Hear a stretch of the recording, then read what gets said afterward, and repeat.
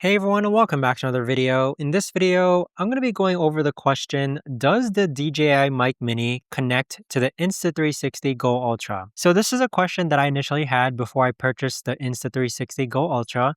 And to simply put, yes, the DJI Mic Mini does connect to the Insta360 Go Ultra via Bluetooth.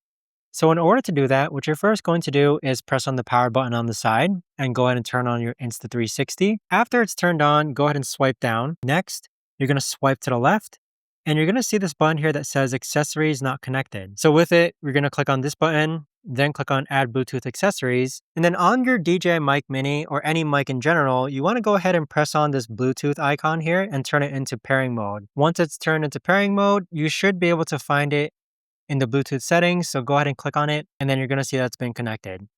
And then in order to confirm that your mic is connected, if you exit out of this window, you'll see that we now have an audio meter here. So this audio meter, as you type into the mic, you can see that it starts to kind of go up and down. That indicates that your mic is also connected to the Insta360 Go Ultra. But there you have it, guys. That right there is the best and easiest way that I know of to explain, does the DJI Mic Mini connect to the Insta360 Go Ultra?